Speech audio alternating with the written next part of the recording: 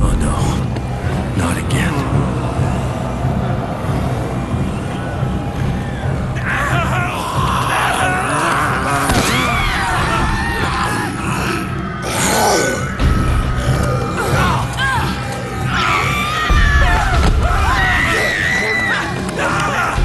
Hold on tight, Katie.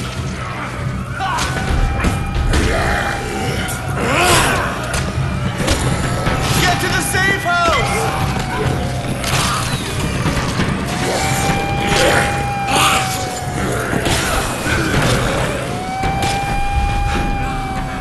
I'm a big boy now.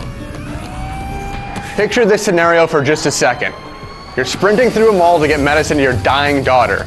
Time is of the essence. She will die if you take more than 5 minutes to reach her. Oh, and if that isn't stressful enough, there are zombies everywhere. But then, out of the corner of your eye, you see a lawnmower and wonder what would happen if you duct taped it to the 2x4 you have in your pocket.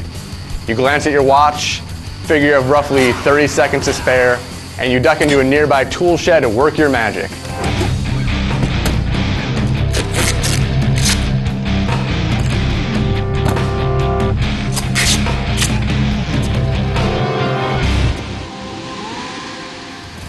And that is the beauty of Dead Rising 2. Beneath the dour circumstances in which you struggle for survival is a goofy, lighthearted game that continually rewards you for using your imagination and conducting some good old-fashioned zombie genocide. There's nothing quite like Dead Rising, and it's a pleasure to see every delicious secret this ridiculous sequel holds.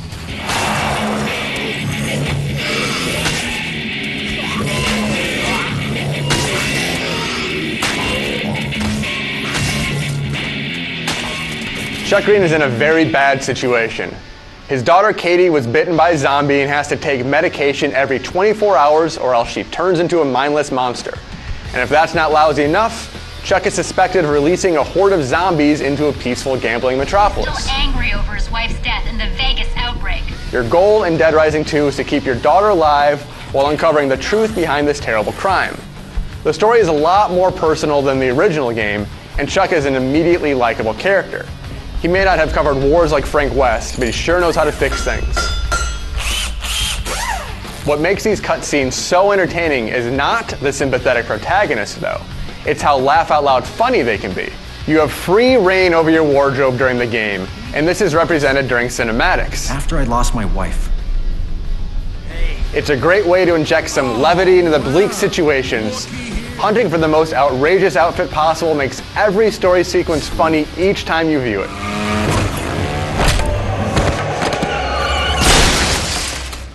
Thanks for the ride. And that irreverent attitude stretches through every aspect of this game. Dead Rising 2 never takes itself seriously. Nice. Not bad. Nice. Yeah, smooth. A weapon crafting system is the biggest change from the original game, and it makes zombie homicide, both of the casual and determined variety, ridiculously fun.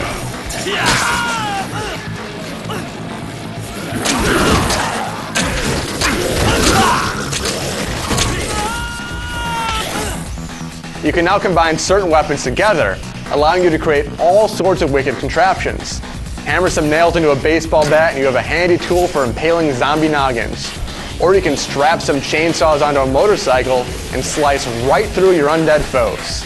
There are lots of combinations in Dead Rising 2, and trying your hand at concocting silly weapons is a huge part of the appeal. There are some limitations to the system though. For instance, you can pour motor oil on a pair of boxing gloves for a flaming punch, but if you try this maneuver with gasoline instead, it doesn't work. But even with these logical inconsistencies, weapon crafting provides a huge pool of entertainment.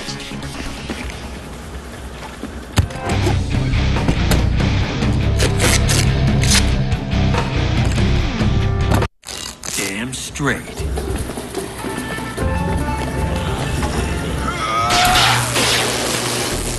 But there's a lot more to Dead Rising 2 than just discovering new ways to torture these brain-craving husks of humanity. Although this is an open-world game, it is also very structured. Objectives pop up all the time, and you have a limited amount of time to complete them. If you're too slow, they disappear forever. It's a punishing system that can be quite stressful at times, but it's also the driving force of this enthralling adventure.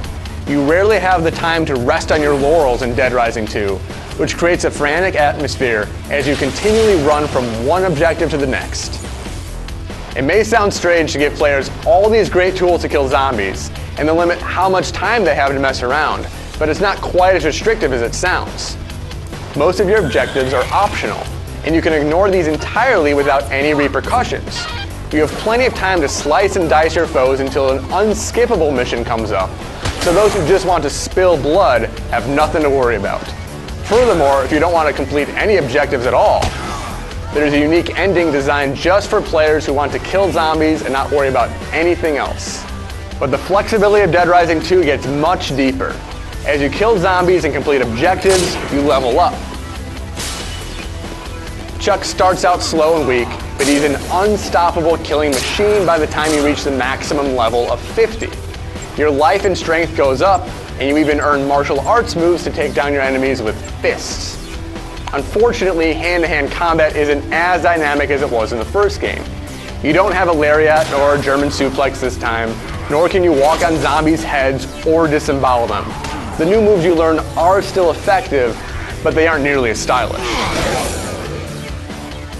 But even with a less vicious moveset, leveling up is one of the elements that makes this game really shine. Dead Rising 2 rewards multiple playthroughs because it's almost impossible to completely clear at your first attempt. Because of this, you can tackle each playthrough differently. For instance, you could just focus on killing zombies and discovering combo weapons your first time through. And then, once you've learned the layout of the town and leveled Chuck up, you could play through a second time and focus on the main objectives. It's a great system, and there are so many secrets buried within this game that you can be sure you'll see plenty of new things every time you replay it. Yeah! There are two main objective types in Dead Rising 2. Survival rescue, and psychopath killing. You will spend a lot of your time rescuing survivors in this game. These people are scattered throughout the malls and casino, and you have to convince them to return with you to the safe house. Luckily, they are smart enough to follow you and can even defend themselves if you hand them a weapon.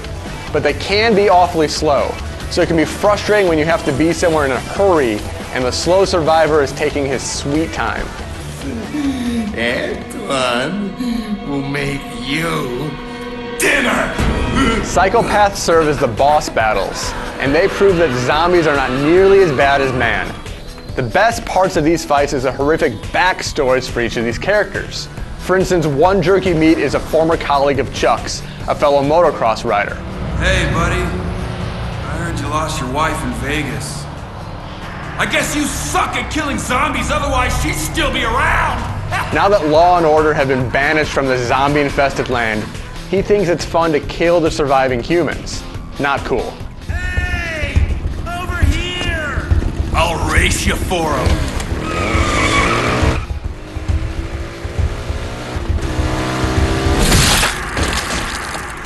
Each of the psychos you meet has a chilling motivation that makes it satisfying to finally end their lives.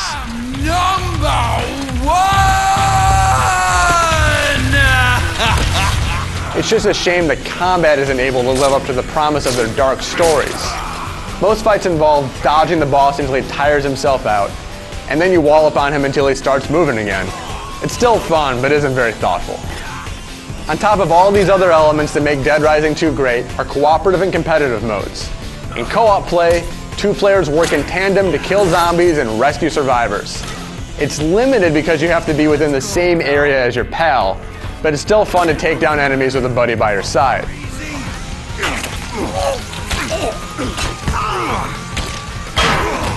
Unfortunately, competitive mode isn't nearly as fun. You compete in a series of American Gladiator-inspired events, but the controls are loose and the game's uninspired. At least you can carry over the money you earn in the single-player game, but it's really not worth the effort.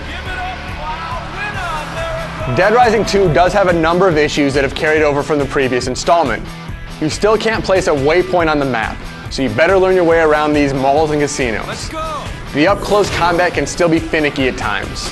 It's not a huge deal, but you will inexplicably fail to connect on point-blank attacks once in a while. And finally, there are lots of load times. Every time you enter a new area, you have to suffer through a load screen, which certainly breaks up the fine pacing. But other than those stumbles, Dead Rising 2 offers just as much fantastic fun as its predecessor. The addictive structure moves you relentlessly forward. The deadly weapons gives you all sorts of clever ways to dispatch of your foes, and there are so many hidden secrets that will take multiple playthroughs to see everything. Top that off with a great cooperative mode, and this is a mighty fine package. Not my style. Dead Rising 2 is a great addition to the franchise that should surprise and delight anyone itching for another zombie-killing extravaganza. Look, Dad, I got a new power